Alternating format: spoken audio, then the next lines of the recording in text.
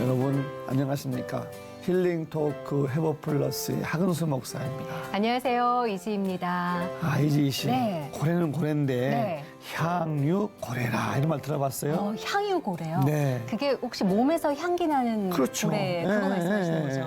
그 화장품 재료 원료로도 쓰인다는 얘기는 들은 것 같은데 맞는지 모르겠습니다. 맞습니다. 맞아요. 네. 그 향을 네. 용연향. 이 발음도 있네. 네, 특별한 향이네요. 네. 근데 이게 참 재밌는 것은 고래 그 위장에서 소화물과 잘 소화가 안 되는 것들이 네. 섞여서 만들어지는 거래요. 잠깐만요. 소화가 안 됐을 때 나오는 향이라고요? 그게? 그렇지. 어머. 그러니까 한마디로 말하면 예. 소화불량의 고통을 통해서 아름다운 향이 만들어지는 거예요. 이야, 고래는 소화불량인데 사람이 맡았을 땐 그 누구보다도 향기로운 향이 신기하죠? 거기서 나오는 거예요. 네, 네, 오, 네. 그러고 보면 사람도요, 정말 큰 연단을 받을 때 인내를 통해서 얻는 것들이 있잖아요. 겸손함도 네. 없지만 통찰도 얻게 되죠. 네. 그렇게 어떻게 보면 고통과 연단 가운데서 아름다운 나만의 향을 하나님 앞에 받으신 분들의 이야기, 그 어느 때보다도 감동인데요. 오늘 그런 나만의 향이 있는 분을 모셔봤습니다. 네, 강북중앙침례교회 청년 사역을 하고 계신 분이세요. 강훈 목사님과 함께하겠습니다. 어서 오십시오. 안녕하세요. 어서 오세요. 안녕하세요. 반갑습니다. 반갑습니다. 찬양 사역자이자 10년간 CCM 디렉터로서 사역하며 섬겨왔던 강훈 목사. 어린 시절 아버지의 가정폭력으로 어머니가 떠난 후 여러 명의 새어머니를 만나야 했던 강훈 목사. 그런 상처 많은 그를 따뜻하게 받아준 곳은 바로 교회였다. 할머니는 어린 손자가 방황하지 않도록 가정예배와 찬양으로 붙들어 지켜주셨는데 하나님의 사랑을 흘려보내길 소망하는 강훈 목사의 회복 스토리 지금 바로 공개합니다. CCM에 지금도 힙합이 많이 없는데 2001년에 처음 시작했어요. 2001년에요? 푸드트럭으로 처음에 시작해서 분점도 내고 한 7년 동안 떡볶이 장사를 했었죠. 이야. 그래서 아픔들 또 많은 폭력 속에 그런 가정 속에서 제가 자라왔어요. 참 고통스럽고 힘들었지만 만약에 내 딸이 나중에 시집 갔는데 우리 엄마처럼 폭력당하고 남편이 외도하면 네. 나는 과연 어떻게 할까?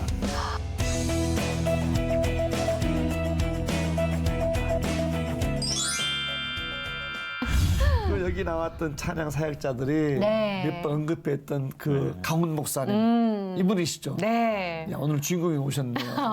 이제 아이고, 뵙네요. 환영합니다, 목사님. 네. 불러주셔서 감사합니다. 네. 여기 자료에 보니까 네. CCM 음반 프로듀서를 오래 하셨어요. 네. 데뷔는 그 복음성가제 가수로 이제 처음 데뷔했었는데 목소리가 진짜 싱어송라이터로. 좋으시다. 근데 이제 가창력이 딸렸는지 네. 좋은 결과가 없어서 그 뒤로는 이제 가수로서는 좀 내려놓고 프로듀서로서 이제 처음 데뷔를 하면서 활동을 했습니다. 예.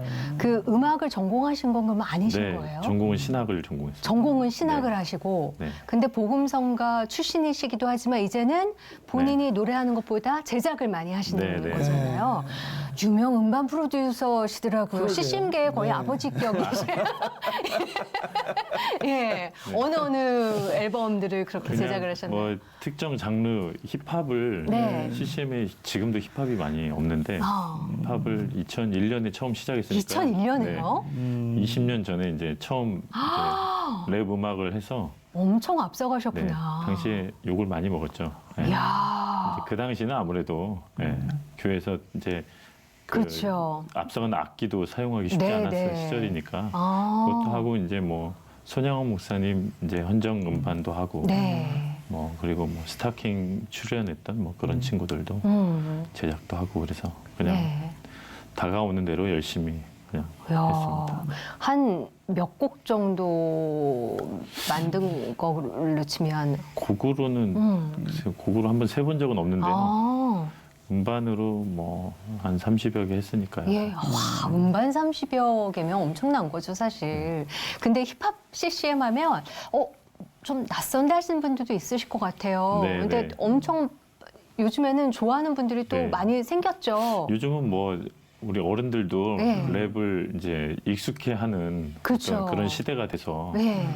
랩으로 하는 게 또 복음을 보통 노래는 되게 그 함축적이잖아요. 음. 가사가. 랩은 이제 막 많은 직설적으로 가사를 그냥. 담을 수 있으니까 어떻게 보면 가장 복음적으로 효과적인 장르가 힙합이 아닐까. 예. 네, 그런 생각을 가지고 시작했지만 좀 너무 빨리 해서 네, 지금도 좋은 기회들 또 많은 또 그 힙합으로 하는 네. 사역자들이 좀 많아져서 네, 힙합 CC 찬양으로 치면은 아버지인 셈이 되긴 하는데요. 네. 예. 네, 힙합 그렇긴 CCM 중에 유독 좀 애착에 가거나 좀 사연 있는 곡도 있으실 것 같아요. 뭐 랄랄라라는 곡은 지금 그 당시에는 좀 센세이션에서 뭐 한동안 뭐 UCC라고 해서 그 일종의 회중들이 직접 대중들이 네. 영상을 알아서 만드는. 근데 그게 이제 썬데이 크리스천을 좀 이제 빗대어서 그러지 말고 좀 열심히 네. 제대로 신앙생활하자 뭐 이런 거를 또 랩으로 잘 표현했던 곡이 있는데 지금도 많이 회자되기도 하고 네. 예, 그걸로 또 많이 돌아오기도 하고 또 찬송가를 아무래도 편곡을 했었는데요. 아무래도 이제 대중들이 잘 힙합에 대해서 그 당시에는 거부감이 있으니까 네. 그래서 찬송가 십자가 내가 처음 볼 때 그 곡을 이제 뭐 상처받고 가정폭력으로 힘들었던 친구의 이야기를 그 네. 실화를 랩으로 썼거든요. 그러면서 그 찬송가를 붙여서 또 그 찬송가로 돌아온 이야기, 회복된 이야기를 곡으로 만들었는데 예. 그걸 통해서 실제로 이제 집 나갔다 돌아오는 친구들 뭐 이런 많은 또 간증들을 저희가 듣게 됐죠. 오히려 청소년들한테 직접적으로 많은 영향을 주고받을 네, 것 같아요. 네, 네. 아무래도 장르 때문에 마음을 잘 열기도 했던 것 같아요. 예. 지금 말씀하신 것처럼 우리 청소년들 특히 그 네. 마음에 상처가 있거나 네. 아파하는 네. 우리 청소년들의 특히 관심이 유난히 많으세요. 떡볶이 집도 하셨다고. 네, 떡볶이는 이제 보통 시설에 있는 아동들, 네. 보육시설이나 어떤 사회복지시설에 있는 아동들이 일종의 그 미성년 시기가 지나면은 그 시설에서 이제 나와야 되거든요. 그러니까 나오고 난 이후에 자립을 해야 되는데 그렇죠. 잘 못하는 현실적인 것들을 보고 네. 이 친구들과 함께 좀 돕고 함께 좀 할 수 있는 일이 뭐가 있을까. 어떤 특별한 기술이 없어도 또 자기의 앞가림 정도 잘 하고 이랬으면 좋겠다 하는 마음으로 떡볶이 처음에 이제 푸드트럭으로 처음에 시작해서 네, 트럭으로 이렇게 장사하다가 네. 나중에 매장에서 같이 일하고 또 이제 분점도 내고 뭐 이러면서 한 7년 동안 떡볶이 장사를 했었죠. 이야, 한 지점도 낸 거 한 몇 군데 정도. 한 3군데 냈었죠. 우리 아이들이 뭐 형님이고 뭐 삼촌이고 막. 네, 그러니까요. 그런 네. 예. 아저씨라고 불렀으니까요. 그때는 뭐 이제 목사이기보다는 떡볶이 아저씨로 떡볶이 그냥, 아저씨. 네, 떡볶이 아저씨였으니까요. 메뉴 개발도 하고 그러셨어요, 그러면? 그래서 이제 지금도 아직 가지고 있는데 떡볶이 제조 특허가 하나 있습니다. 아, 그러세요? 네, 그래서 그 쉐이킹 떡볶이로 네. 보통 이제 이렇게 끓여서 조리하는 게 아니라 네. 이제 떡만 데쳐가지고 이렇게 쉐이킹 흔들어서 어머. 먹는 떡볶이로 좀 특허를 너무 보유하고 있는 궁금하다. 특허 보유자입니다. 예. 참 중요한 건 우리 청소년들을 위해서 했다는 거는 이게 더 중요한 거예요. 그렇죠. 네, 그 네. 마음으로 자립할 수 마음으로. 있도록 아이들이. 네.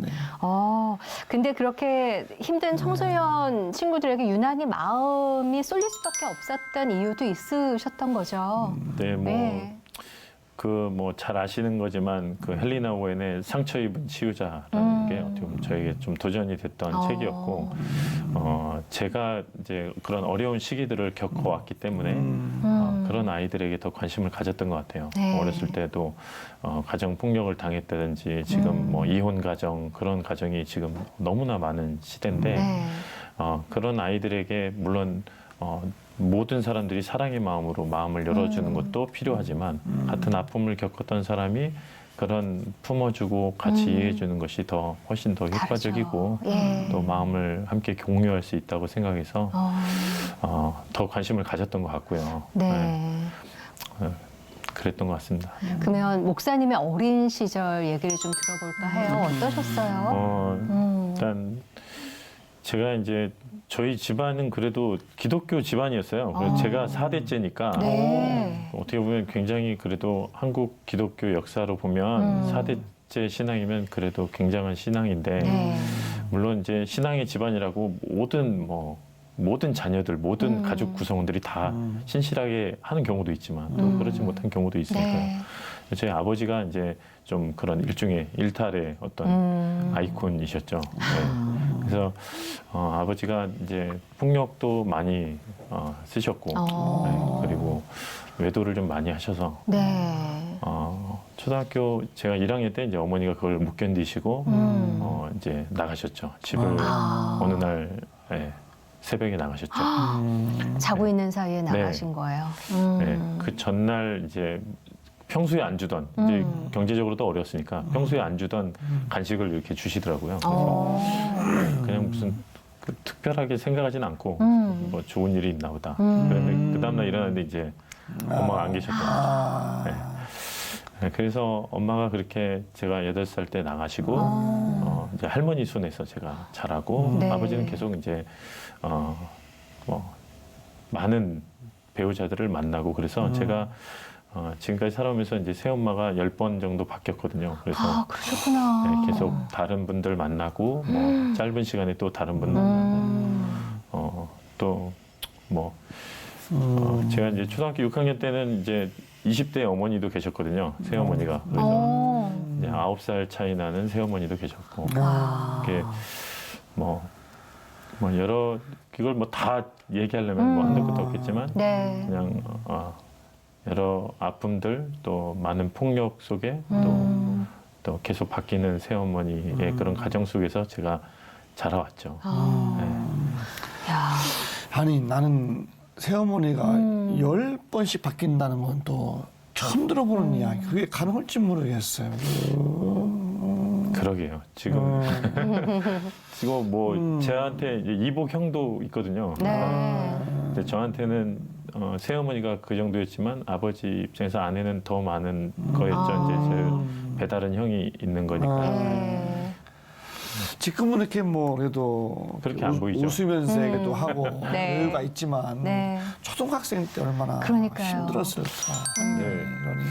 뭐 그 엄마가의 부재 뭐 그런 환경도 힘들고 또 어떤 경제적인 어려움들도 굉장히 힘들었고 왜냐하면 아버지가 무슨 경제 활동을 해서 집에 어떤 경제적인 도움을 주는 게 아니었기 때문에 할머니께서 다 그걸 하셨기 때문에 네 그리고 이제 와서 뭐 행패를 부리거나 할머니한테 이제 또 뭐 폭력을 쓰시거나 그리고 뭐 저랑 이제 여동생이 있었는데 네. 둘의 존재가 이제 방해가 된다는 생각이 또 들기도 하셨는지 이제 막 칼 들고 죽이겠다고 해서 눈 오는 날 맨발로 도망가기도 하고 뭐 이루 말할 수 없죠. 뭐 말하려면 에피소드는 되게 많은데 그런 시간들을 지내왔죠. 네. 그래도 믿음의 가정이라고 그랬는데 네. 그 와중에 어떻게 신앙은 또 이어나가셨어요? 또. 네.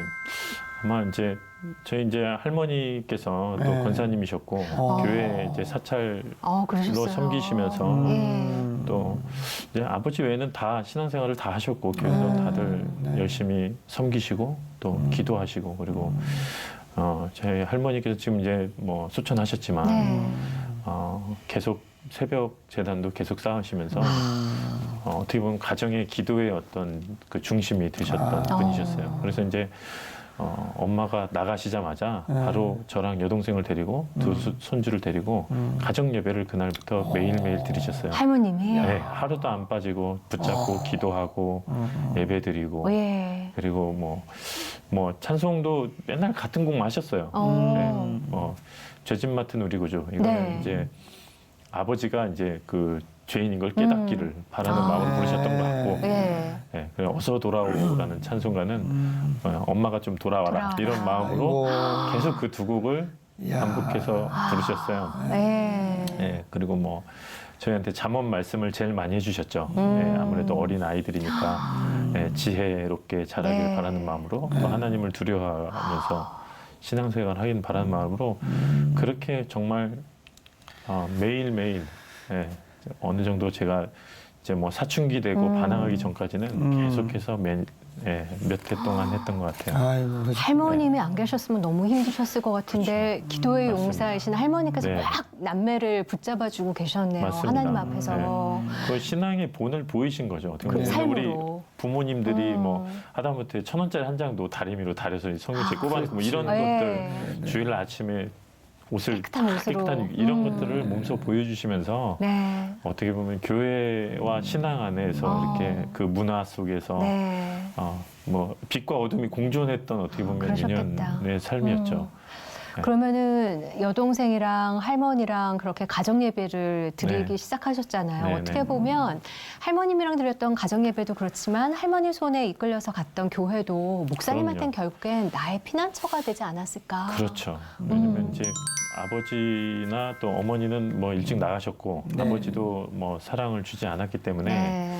또 당시에는 학교에서 뭐 그 당시 육성회비라고 하죠. 아, 예. 그런 거 안 내면은 네. 돈을 안 내도 이게 구타를 하고 그랬거든요. 그때는 체벌을 하고.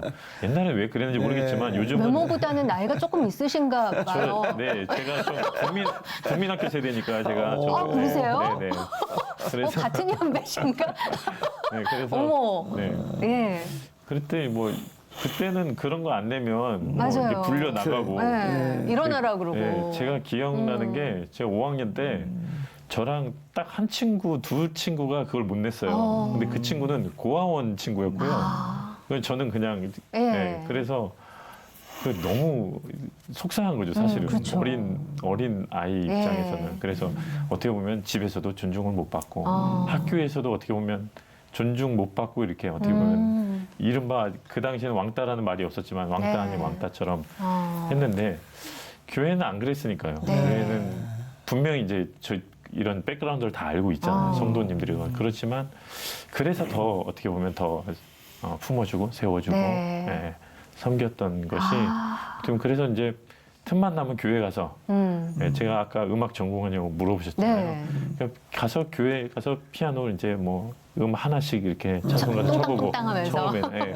그래서 뭐 피아노 반주하는 네. 뭐 누나들한테 네. 좀 배우고 어. 혼자 또 연습하고 매일 가서 치는 거예요. 매일 가서 찬양 야. 치고 예, 뭐 한동안 그 찬미 책 있잖아요. 예, 찬양책. 두꺼운 책 있죠. 그게 백과사전 이제 맨 같은. 처음에 300이 나오거든요. 찬미 300. 예. 300곡을 다 쳤거든요. 그냥 앉아서 다 치고. 어. 500이 나오면 500곡을 다 치고 와. 그냥 매일매일.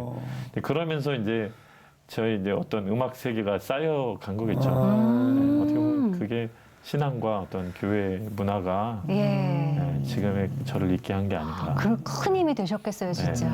네, 네, 그렇죠. 예. 그 당시 이렇게 외로웠던 소년에게 하나님 위로가 되고 교회가 힘이 되고 네. 네. 정말 음악이 좋았는데 그 찬미 예술을 막 300, 500 다 칠 정도로. 근데 어떻게 또 음악 안 하고 또 신학을 또 했어요. 네. 일단 그 제가 그 신학 그 대학교에 처음 진학할 때 면접을 하는데요. 제가 이제 원서에다가도 그 희망 어떤 비전을 가지고 네. 있냐 했을 때 제가 찬양사역이라고 썼거든요. 네. 그런데 교수님께서 그러시더라고요. 찬양사역 할 거면 음악과를 가지, 교회 음악과를 가지 왜 신학교를 왔냐? 네. 신학교를 왔냐? 그래서 제가 네. 하나님을 알아야 제대로 된 찬양을 하지 않겠냐. 네.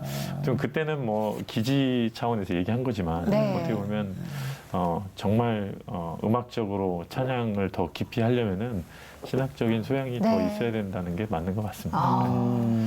그런데 얘기 듣기로는 신학교를 정작 가셔서 또 방황을 하셨다고 얘기 들었어요. 네, 뭐 방황도 방황이었고요. 네. 또 이제 방황의 가장 핵심은 나는 이렇게 신학교도 오고 나름 어떻게 보면 참아내면서 왔는데 네. 내 삶은 왜 이렇게 그대로일까 아. 이런 것도 있었고요.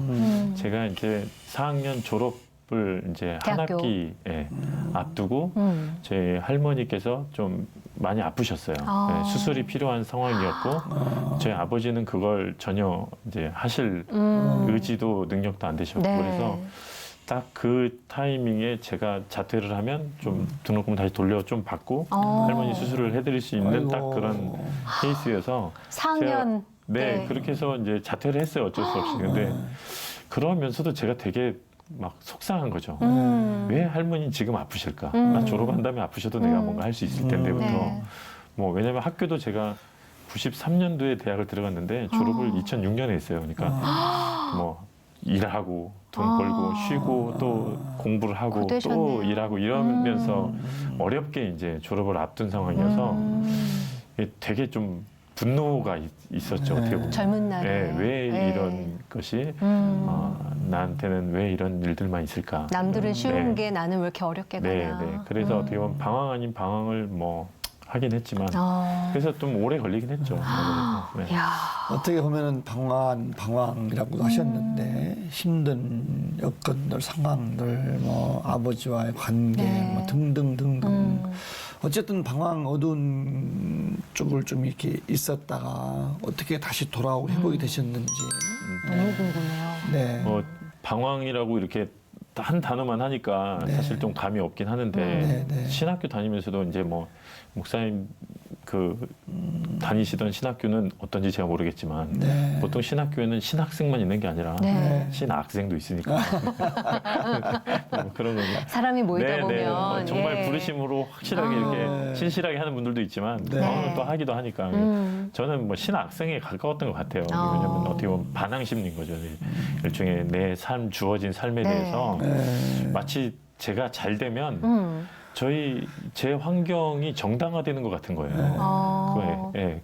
마치 아버지가 그렇게 버렸음에도 잘 되는 것보다는 네. 내가 좀 잘 안 돼야 복수하는 것 같고 뭐 이런 심리가 있거든요. 이게 젊은 날에 예, 그런 좀 안 좋은 환경에서 자란 사람들은 내가 더 망가지고 네. 내가 더 못되고 그래서 뭐 자해를 하기도 하고 어떤 사람 그러는데 그래야 나를 버린 부모에게 이렇게 아프게 할 수 있다 뭐 이런 심리가 일종의 있었던 것 같아요. 그래서 저도 되게 이제 망가뜨리고 뭐 술도 많이 먹고 맨날 싸우고 다니고 맨날 네. 그랬죠. 그런데 이제 어느 날 이제 정말 막 술 잔뜩 먹고 다음날 이제 아침에 이제 신학교 근처에 자취를 했었는데 네. 아침에 일어났는데 이제 뭐 술병도 널려 있고 뭐 난장판이더라고요. 어쨌든 치워야 되는데 네. 제가 그 방을 치우면서 저도 모르게 죄짓 맡은 우리 구주 어서 돌아오고 그 노래를 하고 있더라고요. 할머니랑 할머니하고 불렀던? 불렀던 몇 년 동안 네. 그렇게 부르다 보니까 근데 그 노래 가사에서 왜 돌아오지 못하느냐부터 해서 사람들이 어째 아를 줄을 모를까 이게 하나님께 좀 아뢰고 돌아가는 어떤 예배의 가장 본질에 대해서 그냥 그러면서 막 그냥 나도 모르게 눈물이 나오더라고요. 그게 또 하나님 만져주신 거라고 믿고요. 예. 또 내가 그냥 이 환경 탓하고 내가 주저앉을 게 아니라 결국 내가 일어서서 뭐 네. 돌아온 탕자 돌아가지 내가 일어서서 돌이켜야 되는 건데 뭐 그런 도전들 또 다시 한번 회개하고 돌아오는 어떤 극적인 일들이 있었죠. 그렇게 고통과 아픔과 또 극적인 회복을 통해서 지금의 목사님이 있으신 거잖아요. 네, 네. 근데 아까 학교를 오랜 시간 동안 다니고 졸업을 하셨다고 했는데 그 기간 동안 아프기도 했지만 부어주시는 하나님의 살아계신 은혜도 또 그럼요. 더불어서 많이 겪으셨을 것 같아요. 그렇죠. 예. 네. 뭐 가장 많이 이제 제가 하나님께서 힘을 주셨던 거는 결국 그러면서 어느 날 기도하면서 하나님 나는 왜 이런 상황과 또 좀 전에 말씀드린 것처럼 악순환이 계속됩니까? 그랬는데 이런 이제 마음 속에서 이런 생각이 들더라고요. 엄마가 널 버렸고 아버지가 너를 학대했고 이거는 분명한 사실인데 네. 아버지가 학대했다고 왜 너도 너를 학대하니? 네. 엄마가 널 버렸다고 왜 너도 너를 버리니? 네. 엄마가 버렸어도 너는 너를 버리지 말고 아버지가 학대했어도 너는 너를 사랑해라. 왜냐하면은 나는 너를 학대하지 않고 나는 너를 버리지 않는다. 그래서 어떻게 보면 많은 사람들이 그런 뭐 열악한 상황에서 스스로 나는 참 가치가 없다. 뭐 아버지가 때리면 나는 되게 가치 없으니까. 아니면 부모가한테 버림받은 사람들은 난 참 그렇게 쓸모없어서 버렸나 이런 생각을 많이 하는데 그게 아니라 그런 부모들이 그랬어도 내가 먼저 나를 지키는 거. 네. 왜냐하면 하나님께서 부모 때문에 나를 사랑하시는 게 아니니까. 그렇죠. 그냥 나 하나 그 자체로 네. 사랑하시니까 그런 마음을 주면서 내가 하나님 편에서 귀한 게 중요하구나. 어떤 사람들이나 어떤 주변 상황이나 뭐 세상의 기준으로 뭐 정상 비정상을 나누고 이런 기준으로 내가 귀한 게 아니라 그냥 하나님 편에서 한 인간으로서 참 귀하구나. 그 자체만으로. 네. 그런 것들을 기도하고 또 그런 시간들을 겪으면서 많이 배웠죠. 근데 아까 그 자퇴하시면서 4학년 때 반환 받은 걸로 할머니 수술비 네. 마련하셨다고 하셨는데 네, 그럼 그 뒤에 학교는 어떻게 다니신 거예요?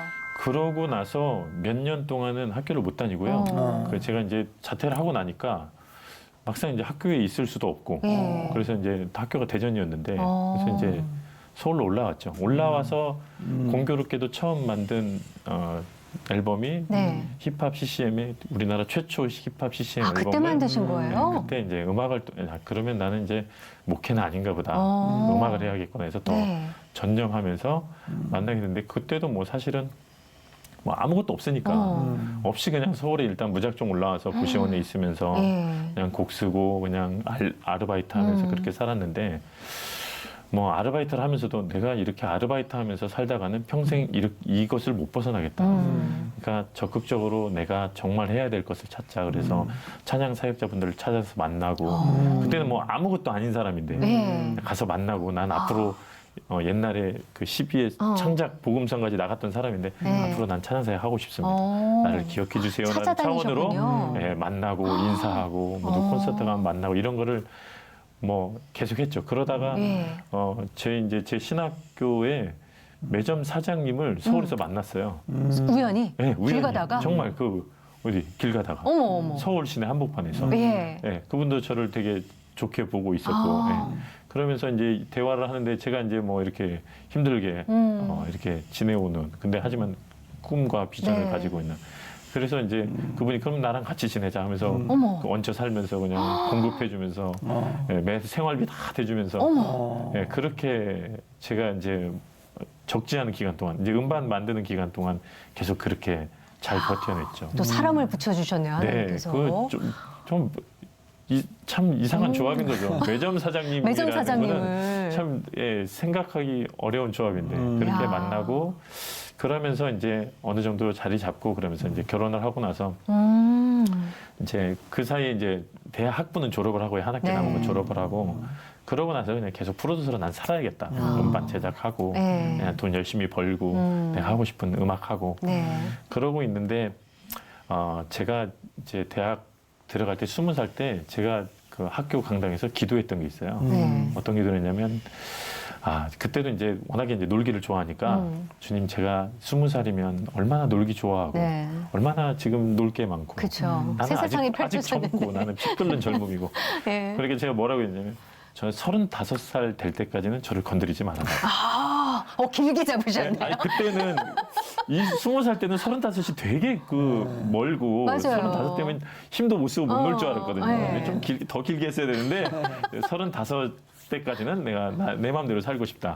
그 뒤에는 하나님께서 뭐라고 하시든 내가 순종하겠다. 이런 네. 기도를 그냥 어떻게 보면 참 아무것도 모르고 하신 까본 거죠. 까본 거죠. 네. 그렇게 했는데 이제 제가 그 얘기를 연애할 때도 많이 얘기했거든요. 네. 근데 35을 거의 한 2달 앞둔. 네. 그날 저희 아내가 이제 잠자리에 누워서 예전에 그 기도 있다고 하지 않았어? 물어보더라고요. 근데 그 순간 무섭더라고요, 갑자기. 약간 이렇게 전기 맞는 네, 것 같은. 뭔가 예. 이 복선이 깔린 그쵸. 것처럼 무슨 일이 일어날 것 같은데. 네. 그러는데 이제 바로 그 이야기가 있고 나서 한 2주쯤 지나서 저랑 또 교제하시는 목사님 한 분이 네. 대학원을 가라 그러시더라고요. 대학원에 어떻게 가냐. 예. 지금 그럴 형편도 아니고. 그럴 때 어떤 한 분께서 목회자 후보생을 네. 후원하시겠다 해서 내가 널 추천했다 그러시더라고요. 그래서 제가 뭐 그냥 그때 뭐 감격하고 주님 감사합니다 이래야 정상인데 어떻게 그래 공짜니까 대학원 그래 가자. 예. 그리고 제가 네, 알겠습니다 하고 갔죠. 근데 한 학기를 마쳤는데 이제 그 후원하시는 분이 좀 상황이 어렵다 그런 거예요. 그래서 사연 아내랑 그래 그럼 그렇지 뭐 내가 무슨 목회고 목사냐 그냥 하던 거나 하자. 네. 그랬는데 이제 한 달쯤 후에 다시 연락이 왔어요. 원래는 이제 그분이 누군지 몰랐는데 네. 그분이 이제 직접 연락 오셨더라고요. 연락 오셔서 한 달 동안 기도하면서 계속 마음이 너무 불편한 거예요. 네. 네, 그렇게 누군가 목회자가 될 때까지 내가 한다고 헌신한다고 했는데 그거를 상황이 어렵다고 내려놓으려니 네. 너무 마음에 짐이 돼서 자기 딸이 유학가에 있는데 딸을 들어오게 하고 저를 그렇게 그건 제가 졸업하고 나서 알아서 제가 너무 속상한 거예요. 그 정도 헌신하셔서 제가 졸업을 잘했죠. 네. 그렇게까지 제가 이제 하나님께서 어떻게 보면 사람 붙여주시고 물론 그분도 이제 더 좋은 것들로 하나님께 채워주셔가지고 더 큰 일들도 하게 되시더라고요. 그래서 지나 보니 감사하고 야. 또 그렇게까지 뭐 어떻게 보면 하나님께서 부르신 그런 소명은 이게 타이밍은 우리 타이밍으로는 정말 뭔가 안 맞는 것 맞아요. 같아도 정말 정확한 하나님의 뜻. 예. 그래서 다시 연락 오시고 나서 제 아내가 얘기하더라고요. 35 됐으니까 이제 어디 못 도망가. 그냥 꼼짝 못한다. 네, 죽었다 네. 생각하고 그냥 해라. 네, 시키시는 대로. 네, 그래서 그 길로 계속 대학원 다 졸업하고 와. 안수 받고 다 그렇게 됐죠. 네. 그런 말 있잖아요. 왜 네. 골이 깊을수록 산이 네. 높다. 그쵸, 이렇게 되니까. 네. 참 힘들고 어려운 만큼 하나님 은혜가 더 크지 않았을까 네, 싶어요. 맞습니다. 예, 참 감사하고. 근데 아까 그 부모에 대한 느낌, 네. 나를 버리신 어머니, 학대한 아버지에 대한 그 생각들을 어떻게 정리해 나가셨습니까? 제가 이제 결혼을 앞두고 이제 엄마를 찾아 나섰어요. 그래서 어렸을 때 기억을 더듬어서 외갓집을 한번 찾아가 봤어요. 외갓집이 그대로 있더라고요. 어머. 25년 만에 다시 이제 찾아간 거니까. 네. 이제 외할머니가 살아 계시고. 그래서 이제 외할머니 만나서 막 재회하고 눈물 흘리고 그래서 이제 엄마를 다시 이제 만나셨어요. 네.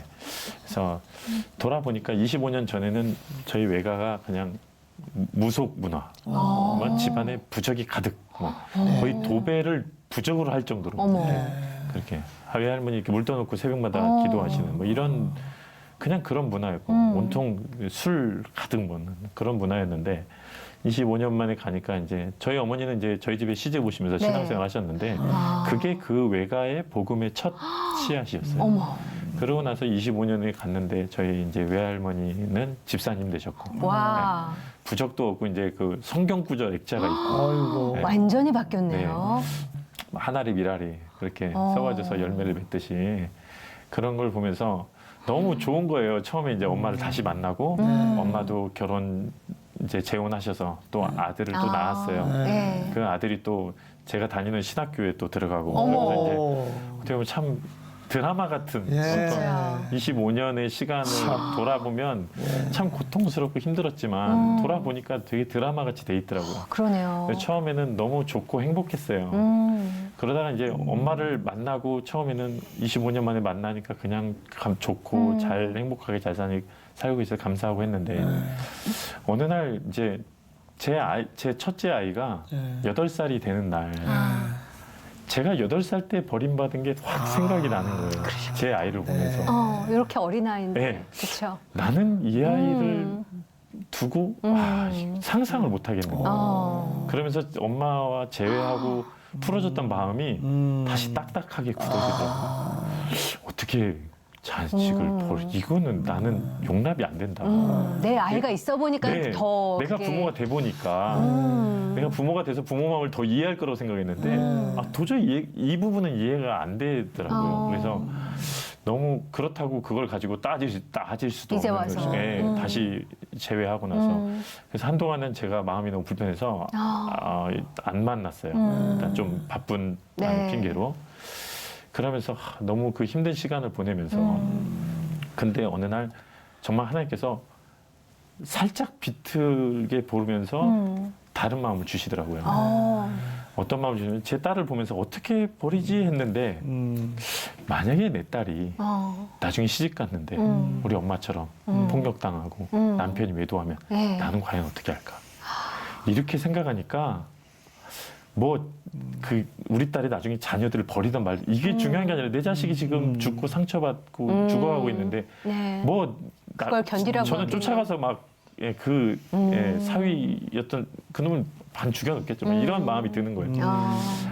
근데 제 엄마가 저를 두고 나가실 때가 31인데 31에 그때는 뭐 어른이었지만 지금 보니까 참 아직 어리고 젊은 네, 그런데 아이를 낳고 더구나 많은 고통을 당하고 또 외도를 보면서 마음의 상처를 받고 얼마나 이 한 여인으로서 힘들었을까. 네, 그렇게 보니까 한 여자로 보고 한 집의 딸로 보니까 그러면서 더 깊이 엄마에 대해서 이해하고 더 사랑할 수 있게 된 거죠. 그러니까 내 엄마다 그러면 아쉽죠. 나를 아프죠. 왜, 나를 더 잘 사랑으로 키워주지 하는 마음이 있지만 한 영혼으로 또 한 사람으로 보니까 그러네요. 너무 귀하고 어떻게 보면 더 빨리 나가지 차라리 그런 생각이 들었는데 곰곰이 생각해 보니까 저도 자녀를 키워보니까 보통 뭐 아이들이 혼자 스스로 밥 먹을 나이가 7, 8살이더라고요. 맞아요. 네. 그전에는 뭐 흘리고 뭐 다 챙겨줘야 되는데 그러고 보니까 제가 8살 될 때까지 어떻게 보면 버틴 게 아닌가 이런 생각이 들면서 그게 어떻게 보면 그냥 무책임한 버림이 아니라 중에 충분히 존중받을 수 있는 그런 선택이었다. 네. 만약에 내 딸이었다면 그런 선택을 나도 하게 해주겠다. 네. 이런 생각이 들면서 엄마에 대해서 더 깊이 이해하고 어떻게 보면 더 깊이 사랑하고 네, 그렇게 그냥 나의 엄마로만 바라본 게 아니네요. 네, 그렇죠. 네. 나의 엄마이기도 하지만 누군가의 딸이기도 하고 한 여인이기도 네. 하고. 어떻게 보면 네.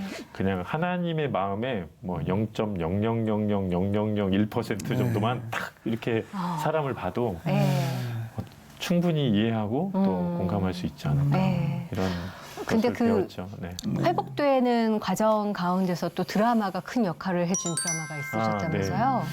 그 괜찮아 사랑이야라고 거기에 이제 조인성, 공효진 네.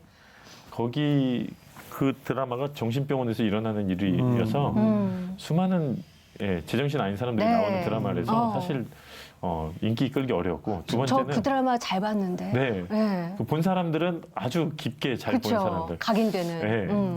근데 그 사람들이 상처받은 것이 다 이제 가정에서 또 부모에서 문제 이런 것만 다룬 드라마예요.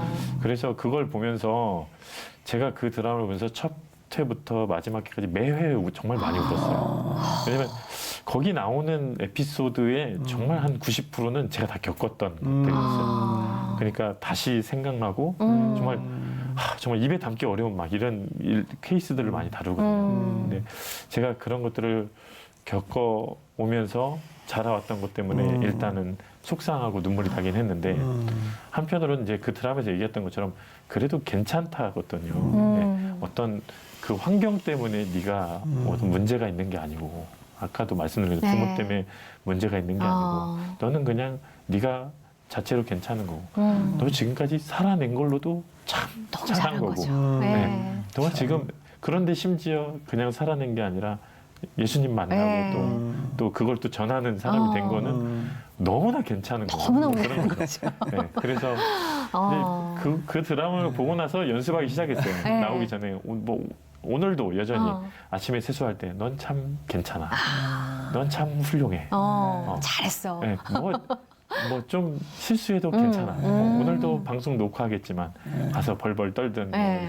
이렇게 이상한 소리를 하다 괜찮아. 편집할 거니까 괜찮아. 뭐 이렇게 뭐 이런 그리고 설사 뭐라고 하든 네. 이런 이야기를 하고 돌아가서도 또 자기에게 격려하는 거죠. 네. 오늘도 수고했다. 참 너 괜찮다.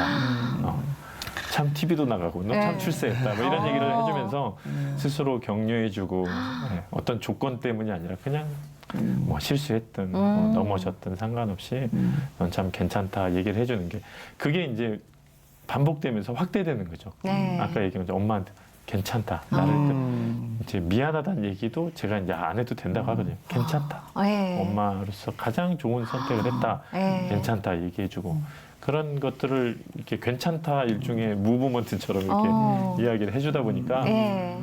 저도 좋고 주변도 행복해지는 것 같습니다. 야, 어떻게 보면 하나님과 나의 다른 외적인 조건이 아니라 진정한 나를 발견하는 거, 네. 진정한 나를 하나님의 자녀인 나를 인지하고 네. 인정하는 거, 그리고 나서 하나님이 부어주시는 그 하나님 앞으로 나아가는 그 삶이 얼마나 귀하고 값진 삶일까, 괜찮은 네. 삶인가 오늘 말씀 들으면서 네. 더 피부로 와닿는 것 같아요. 그 후로 시간이 지금 꽤 또 지났죠, 목사님. 네, 많이 어떠세요? 지났죠. 일단 뭐 제 이야기를 하면서 뭐 정말 전 세계를 막 돌아다니기도 했고요. 코로나로 참 멈추긴 했지만 열심히 또 다니고 네. 또 다니다 보니까 같은 상처를 가졌던 사람들 참 많이 만나면서 네. 아, 이 시대에 참 위로와 또 하나님 주시는 위로가 참 필요한 시대구나라는 마음도 많이 있고 우리나라가 뭐 이혼율이 50%랬는데 네. 그 정도로 심각하지만 그럼에도 그렇다고 문제가 있는 게 아니라 그 속에서 또 희망을 또 전하는 것이 필요하겠다는 생각도 들고 그리고 이제 계속해서 이제 뭐 곡 쓰는 일, 뭐 또 작업하는 일 이것도 계속 끊임없이 하고 있고 야, 괜찮네요. 괜찮죠, 네. 뭐 많이 그거 안 괜찮네요. 해도 괜찮지만, 네, 진솔하게 네, 있는 그대로 말씀을 해주시는 거 참 많은 분들이 위로가 되고 힘냈을 거예요. 네. 은혜 받는 시간이었고요. 아. 목사님 기도 제목이나 바람 같은 건 뭐가 있으세요? 일단 기도 제목은 이제 그동안 이제 어떻게 보면 외적으로 뭐 초교파라기보다는 뭐 아이들을 만나고 이런 네. 일을 했는데 코로나로 인해서 이제 그게 다치면서 그게 좀 어려워지긴 했는데 빨리 또 그게 회복돼서 지금 이제 교회 안에서도 또 깨진 청년들의 어떤 깨진 상처받은 것들을 위로하는 사역을 하고 있지만 그 사역과 더불어 또 그런 친구들과 함께 또 그런 아이들도 만나는 것들을 네. 또 계획하고 있어서 그런 일들이 또 원활하게 잘 돼서 또 위로받는 사람들이 많아지길 바라지만 네. 또 한편으로는 그런 상처받는 친구들이 많이 안 나오기를 하는 그런 바람도 또 있습니다. 네. 그래서 그냥 계속 전에는 그냥 이렇게 뭐 이렇게 더 알려지고 또 여기저기 불려다니고 이런 게 제 가치의 어떤 척도라고 생각했는데 사실 그런 것보다는 그냥 그런 게 아니어도 내가 있는 자리에서 누군가 만나고 또 마음 전하고 그게 되게 행복한 시간이었던 것 같아요. 코로나를 네. 보내면서도 그랬고 아. 지금도 뭐 교회 사역하면서도 계속 그런 마음들이 있어서 초반에는 이렇게 압박감이 있었거든요. 네. 좀 더 뭔가를 해야 되나?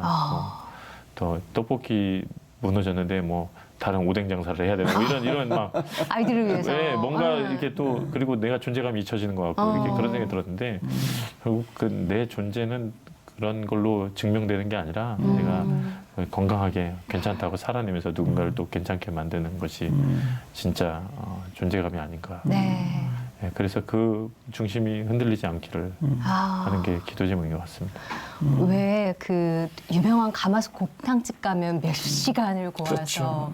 네. 대를 물려서 고우면 고울수록 진국이 나오는 것처럼 목사님의 사역에 힘은 들었지만 그 아픔과 상처가 누군가에게 힘이 되고 위로가 되고 먼저 간 길이 그 뒷사람에게는 네. 같이 갈 길을 내어주신 것 같아서 너무 귀하시다는 생각이 들었고요.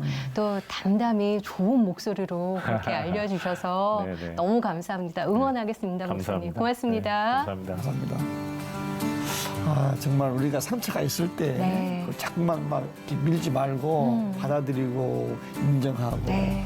상처를 잘 정말 이렇게 보듬고 사랑할 때 회복되지 않을까 싶어요. 그렇죠. 오늘도 회복의 이야기를 네. 너무 감동 있게 들었네요. 아, 진짜 나를 있는 그대로 사랑해 주시는 하나님이 우리한테는 있잖아요. 그 하나님 바라보시면서 오늘도 위로받으시고 스스로 괜찮다 생각하시면서 그 하나님께서 꼭 붙드신 그런 귀한 하루 보내셨으면 좋겠습니다. 오늘도 함께 해주셔서 고맙습니다. 평안한 하루 보내십시오. 감사합니다.